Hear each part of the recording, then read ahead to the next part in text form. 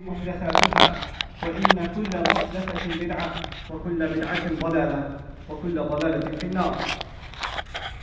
يقول سبحانه وتعالى في كتابه الكريم بعد قل أعوذ بالله من الشيطان الرجيم أتل ما أوحي إليك من الكتاب وأقم الصلاة إن الصلاة تنهى عن الفحشاء والمنكر ولذكر الله أكبر والله يعلم ما تصنعون ولا تجادلوا أهل الكتاب إلا بالتي هي أحسن إلا الذين ظلموا منهم وقولوا آمنا بالله وما أنزل إلينا وما أنزل إليكم وإلهنا وإلهكم واحد ونحن له مسلمون. رب اشرح لي صدري ويسر لي أمري واحلل عقدة من لساني يفقهوا قولي. اللهم ثبتنا عند الموت بلا إله إلا الله اللهم اجعلنا من الذين آمنوا وعملوا الصالحات وتواصوا بالحق وتواصوا بالصبر آمين يا رب العالمين. Inshallah, my khutbah today it revolves around the idea of presenting the message of Islam in the United States and how all of us have a share and a part responsibility in delivering and sharing that message. But I want to begin with three at least major obstacles that lie between us and sharing this message, this universal message of submission to Allah, and this universal message that Muhammad sallallahu alaihi wasallam is the last of the messengers. Not that we reject any of them, we accept all of them, but we accept him as the final one, and that the Quran is the final revelation, the final installment, the final testament sent to humanity that applies to all human beings. This is something we have to share with all humanity, and if we live in the United States, we have to share it with people that live in the United States. But there are some obstacles in our path. One of those obstacles that you guys talk about all the time even, and I do too, is how we are portrayed in the media. How Islam is talked about as something evil. How it's a threat. How your Muslim neighbor might be crazy. How they have actual footage of people picketing against Muslim children going to public school in some parts of this country because I don't want my child sitting next to one of the Muslims, right? Because they're scared. Why are these people so scared of Islam? Because Islam has been portrayed as something evil, something scary, something alien, might as well be from another planet. It's that far off how it's presented. And of course, what is used to make Islam alien? Let's look at some of the arguments that are used in popular discourse to make Islam seem like such a strange thing. One of the first things that's been presented, especially in the Bible Belt of this country, is that Islam is very much against the principles of Christianity, right? This is an evil religion. These people practice evil things, and our system of morals and values, they have nothing of them.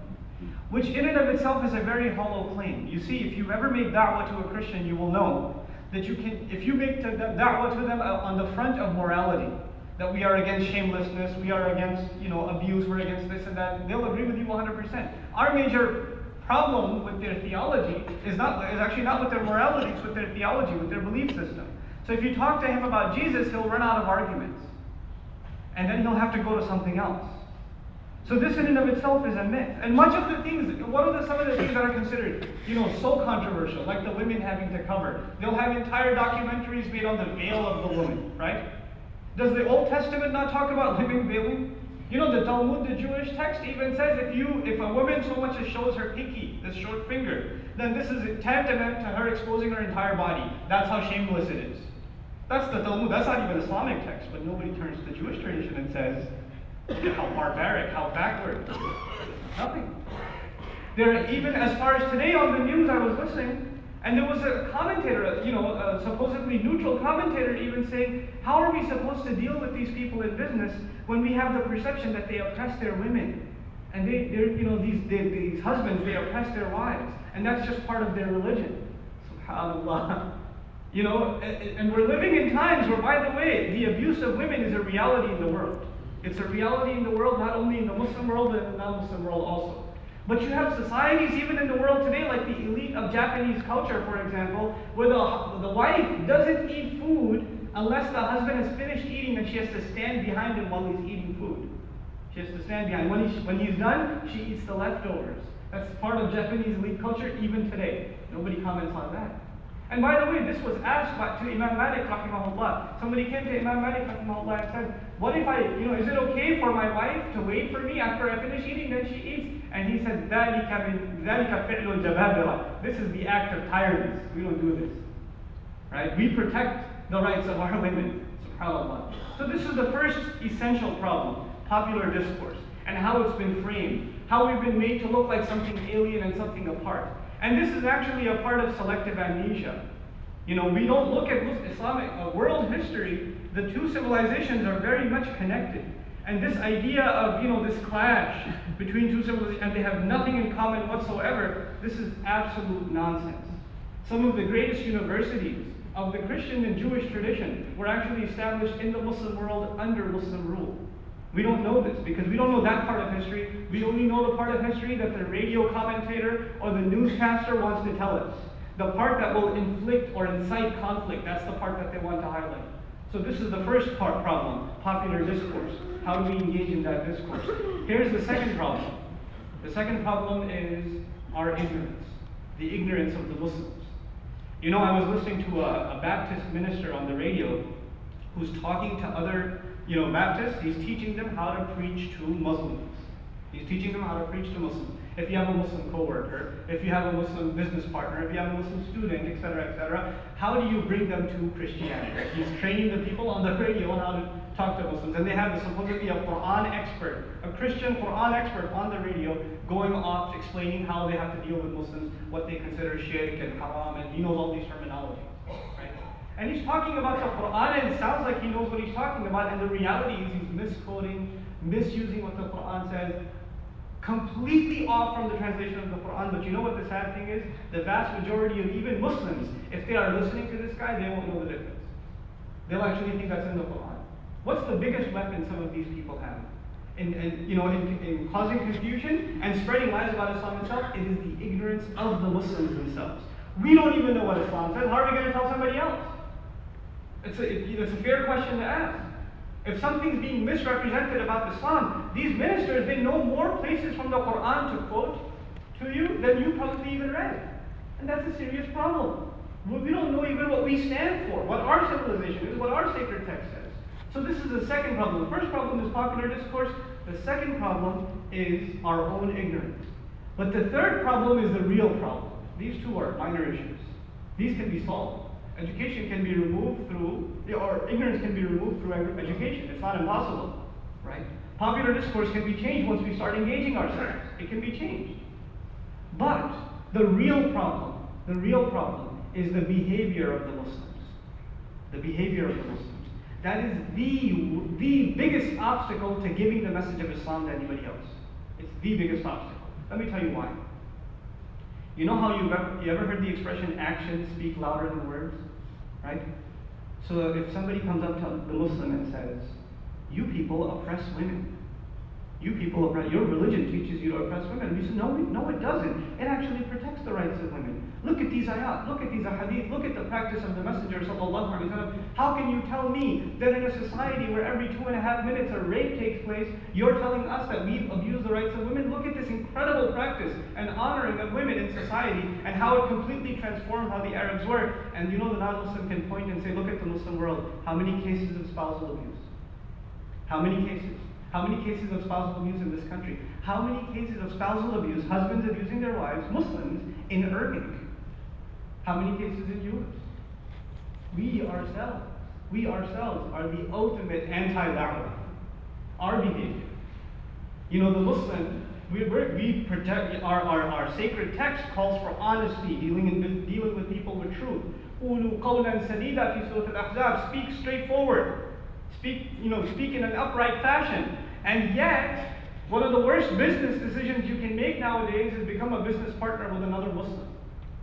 Because it's, you're going to get, you know what's going to happen. And this is popular now. Oh, don't deal with those Muslims. You don't ever know what you're going to get.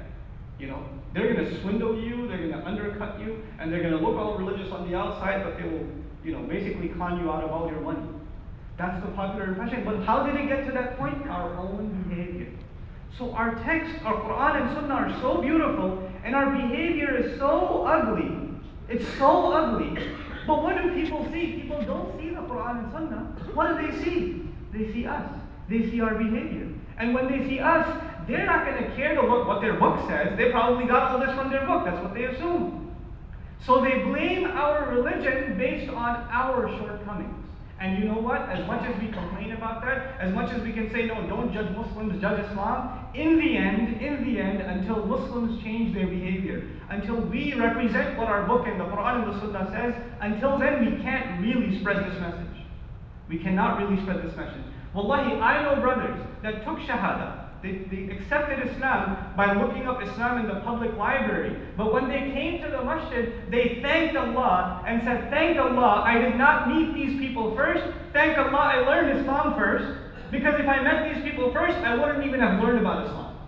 I would never even have considered it. How bigotous they are. How they look at you.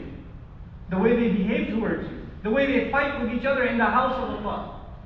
These kinds of things, we are turning people away from the Dawah of Islam from our own behavior.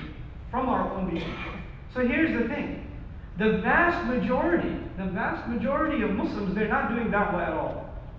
They're not doing Dawah at all. There are some Muslims, may Allah reward them and bless their efforts and put power in their efforts and barakah in their efforts, that are trying to spread the message of Islam within the Muslims and even beyond the Muslims. But their work is being multiplied by zero by all the lack of practice and the corruption of the rest of the Muslims. Because whenever they speak, the actions of the rest of the Muslims speak louder than their words. Those actions are louder than the words of these Muslims. We're undoing our own efforts. We're undoing our own efforts. This is a serious problem. And this is the problem we have to resolve. I want to give you've heard khutbahs about the importance of da'wah before. But I want to approach it from a different angle today, inshallah ta'ala, the long-term consequences of not being a nation of da'wah. When we are not a nation of spreading and inviting people to the message of Islam in speech and in practice. If we are not those people, what are the consequences? What are the consequences of that? Of course, the first consequence is that we become the people that might fall under the curse of Allah according to the book of Allah Himself. إن الذين يكتمون ما أنزلنا من البينات والهدى من بعد ما بيناه للناس في الكتاب أولئك يلعنهم الله ويلعنهم اللاعنون اللهم لا تجعلنا منهم اللهم لا تجعلنا منهم. Those who hide what we sent down from the book, those who hide it, they hide it, they keep it secret. Those are the people that, even after the book had come down and we had made it clear to people, those are the people that Allah curses and creations only designed to curse them. Allah has designed special angels whose only job is to curse those kinds of people. They're assigned to that. That's the biggest consequence of not being a nation of da'wah in our speech and in our action. Right? That's the first consequence. But there are other consequences. Allah Azza wa Jal wipes out, by the way, move forward inshallah ta'ala. There are a lot of people standing in the back, and let's make space. And be courteous to the people around you. The consequences of this are beyond, even, that's in the next life, but there are consequences in this life too. In this life also. What we learn from the book of Allah and the sunnah of Allah as far as dealing with all the works of all the messengers, and his dealing with previous nations, the ones that have received revelation, we learn basically two lessons. The Muslim ummah, or the ummah of believers, will face trials. They will face troubles. It's never going to be easy. It's always going to be trials. And these trials are there to guarantee us Jannah. Allah Azza wa Jal says in Surah Al-Ankabut in the very beginning, and by the way, Surah Al-Ankabut is the surah of da'wah. If you want to learn the ethics of da'wah and the most important principles of da'wah, you go to Surah Al-Ankabut. It's one of the best places to learn about da'wah in the Quran. In the beginning, Allah Azza wa Jal says, أَحَسِبَ النَّاسِ أَنْ يُتْرَكُوا أَنْ يَقُولُوا آمَنَّا وَهُمْ لَا يُفْتَنُونَ. People assume they're going to just say they believe, they're not going to be tested. People have just assumed they just have to become Muslim and just come to make salah and just go home and that's it. They have iman, they're not going to be tested. وَلَقَدْ فَتَنَّ الَّذِينَ مِنْ قَبْلِهِمْ. We thoroughly tested those who came before them also.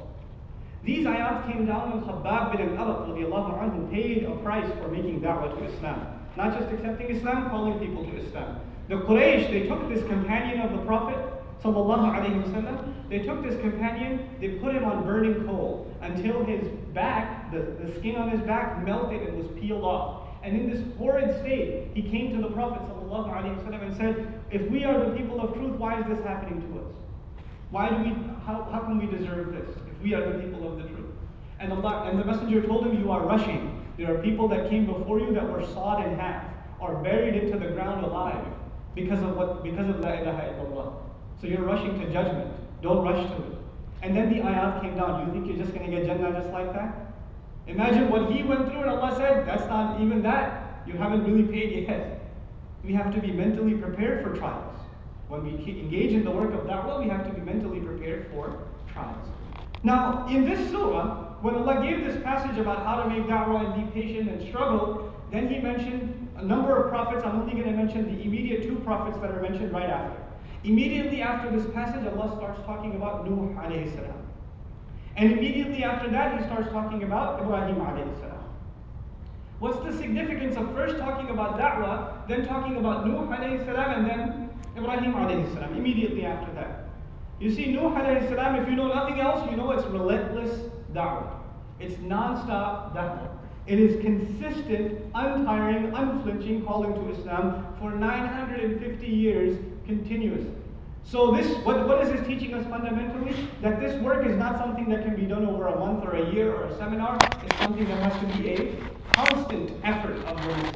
This has to be a constant work of this ummah. The constancy of Nuh alayhi salam is alluded to. Then Ibrahim alayhi salam, and by the way, if you want to give an adjective to the da'wah of Ibrahim alayhi salam, you would have to say fearless da'wah. Fearless da'wah. So there's constant da'wah, Nuh alayhi salam. And there's fearless da'wah, Ibrahim alayhi salam. And no matter what the consequences, he's not going to let go of La ilaha illallah. He's not going to let go of it. Our da'wah should not be based on fear. Our da'wah should not be based on anger, and it should not be based on fear. It should be neutral, like the da'wah, the calm, collected da'wah of Ibrahim alayhi salam. He has the ability to talk to even one of the worst human beings in nice language. He just in logical discourse, intellectual discourse, he's able to do that alayhi salam. So we have to learn from these things. Now what I wanted to conclude with, inshallah ta'ala, is just some basic food for thought that all of us need to take a little more seriously if we are to engage in this work. If we are really serious about taking the work of da'wah forward in this country at the level of a community and even as individuals. Sometimes when you think about the problems of the Muslims, those problems are so big that you get overwhelmed. And when you get overwhelmed, you say, oh man, there's no solution. Man, we got so many problems, I don't even know when it's going to stop. Right?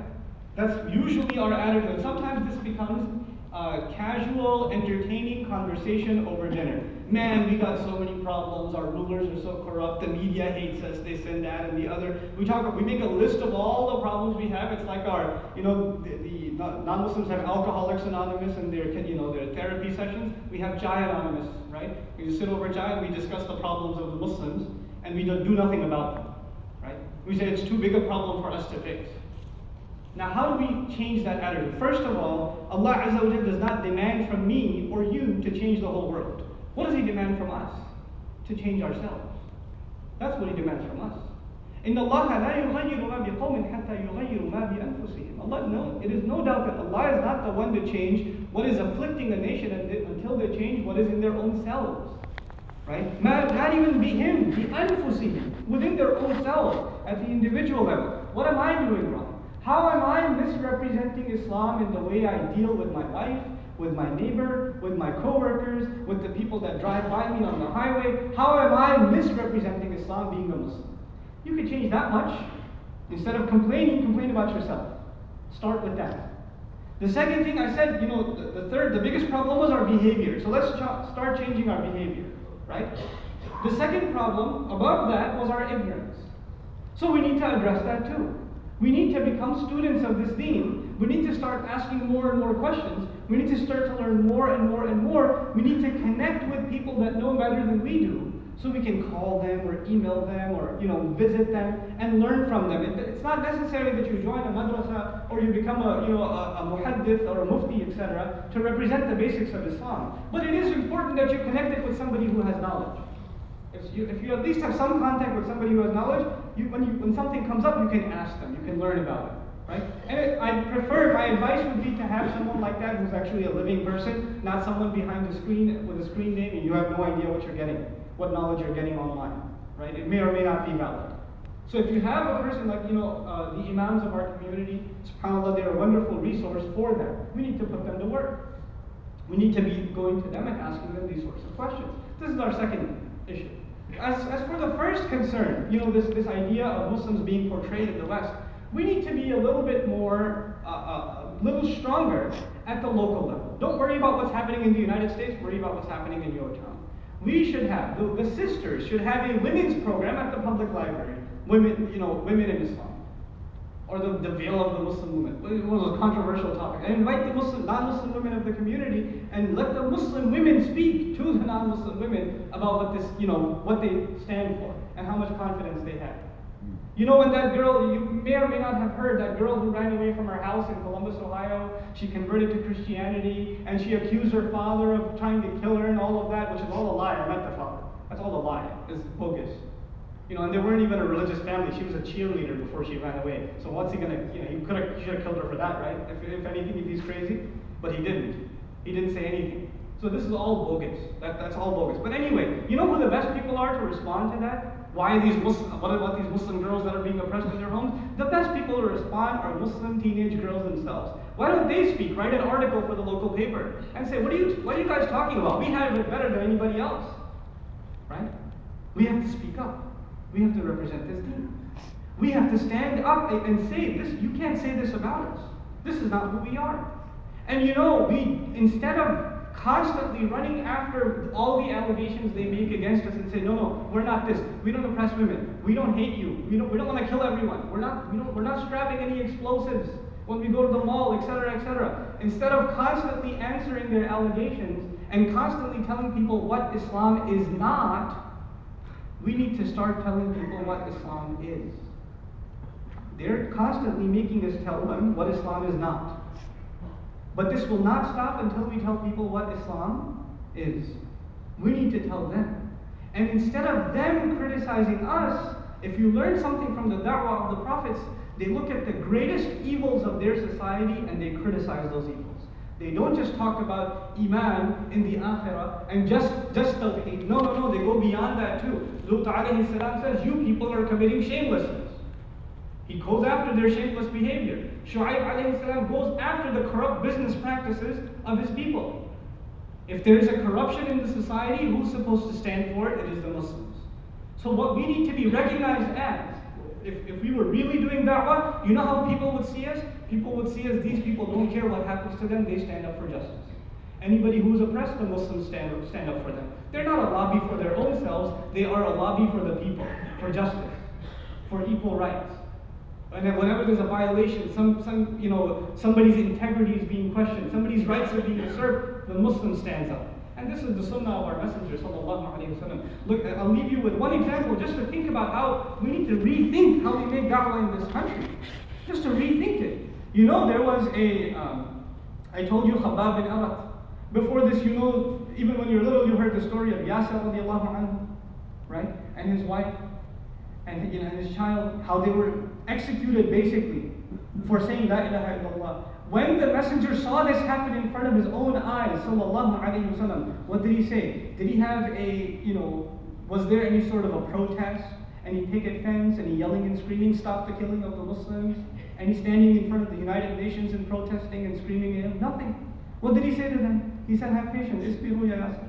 Ya Ahla Yasir. O family of Yasir, have sabr. Your place is Jannah. He told them to have sabr. When you are on this path, instead of complaining about the troubles that come to you, you have to have patience. But in the same era, a mushrik, a non-Muslim, came to the Prophet ﷺ, and he told them that Abu Jahl has taken my money and he won't give it back. He didn't tell him, be patient.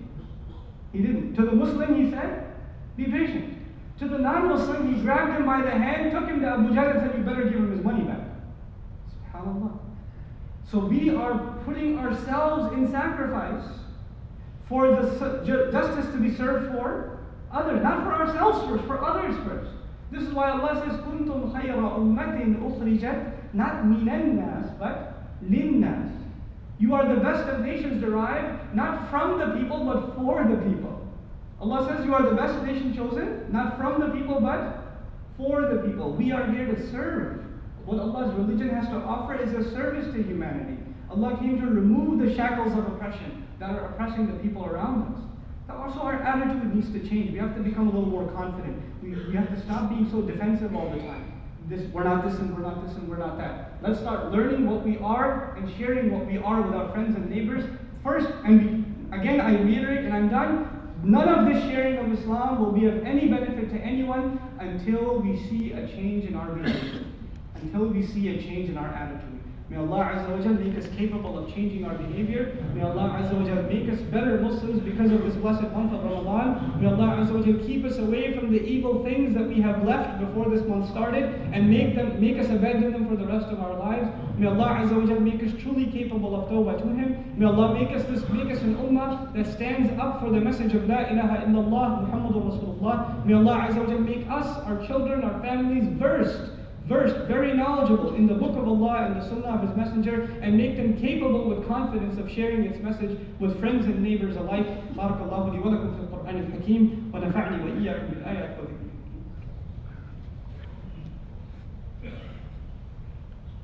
الحمد لله وكفى والصلاة والسلام على عباده الذين اصطفى خصوصا على أفضلهم وخاتم النبيين محمد الأمين وعلى آله وصحبه أجمعين.